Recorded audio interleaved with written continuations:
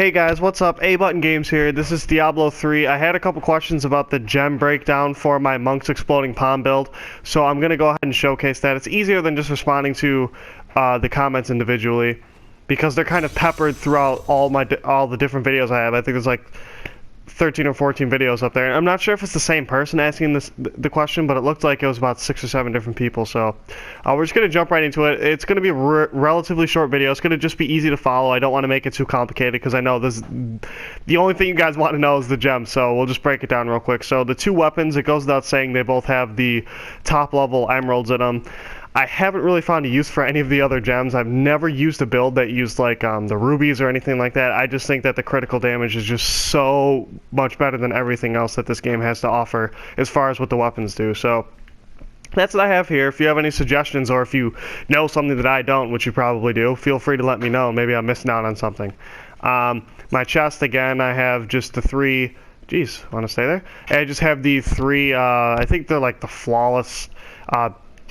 they're the top emeralds, you know what they are. They're just the top ones. And then in the helmet, I have the top amethyst. It's just the 23% life is so good. I think it puts up my toughness by about 5 or 6 million. So that's definitely the way to go there. Let's see here. In the legs, again, I just have the 2 slots. You kind of want to get the max slots out of everything because these do all really add up, these emeralds here. They add up to a lot of extra damage and critical hit chance and stuff like that. Now, I know the more important gems here are the ones that I have in my little accessories here because these are really what makes this build go. So, started off, I have a Bane of the Trapped. For those of you that don't know what this does, it basically slows everybody down who's within 15 yards of you, but then the secondary effect kind of plays off that, and anyone who's slowed down, you do 23% more damage to. It varies based on the level of it. I think this is at least level 25 because I have the 2 effects unlocked. So that one's pretty important, I think, just because... what I like to do is I like to group everybody together and then just hit them all with my Exploding Palm and my 7-sided strike, and it just does ridiculous amounts of damage. I took this out and I put in I think it was a Bane of the Elite, I want to say, and that just didn't go over as well. Or that might even still be on my gear. I might have taken something else off that I didn't use. Here, oh yeah, here we have Bane of the Powerful. So you gain 20% increased damage for 43 seconds after killing an elite pack.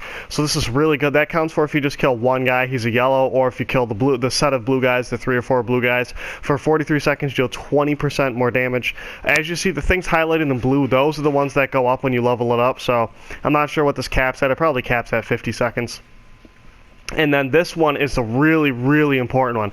This is the Gogok of Swiftness. So the main effect here is that you gain 1% cooldown reduction per stack. It caps at 15, so as long as you have it at 15%, you constantly have 15% cooldown reduction, which is key for this build because you want 7-sided strike to come back as quickly as possible so you can use it as much as possible in combination with Exploding Palm.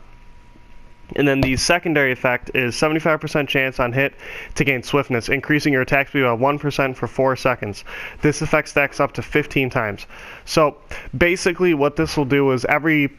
Oh, I see, I had it backwards. This is the primary effect, the 75% chance one. And the level 25 effect is you gain 1% cooldown for every stack of this 75% chance thing that you have on your guys. So that's why I got the 15% from. Because 75% chance to increase your attack speed by 1% for 4 seconds. This effect stacks up to 15 times. So if you attack really, really fast with this guy, you can constantly have 15 stacks on, and your cooldowns just go so quickly. And as you see, 7-sided strike already comes back relatively fast, but with the Gogok of Swiftness, it's almost instantaneous. Sometimes you can cast it 3, 4, 5 times in a row really quickly. So that's just the basic breakdown of my gems, guys. I'm going to be making some more videos here soon. I would really like to just kind of start a video. I've never made I think they're wizards in this, or sorcerers, I don't know. It's the class I don't have. I'd really like to make one, kind of start from scratch and have you guys kind of walk me through it, give me some tips and stuff, because I have no idea what I'm doing with that.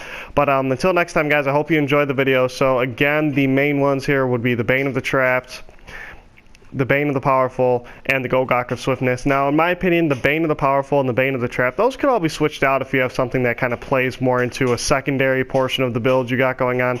But the Gogok of Swiftness is really what you want to focus on because it's all about cooldown at this point. And like I said, eventually what you want to do is go for this cooldown reduction here, because if you could just get 7-sided strike to keep coming back, you will just be an unstoppable force.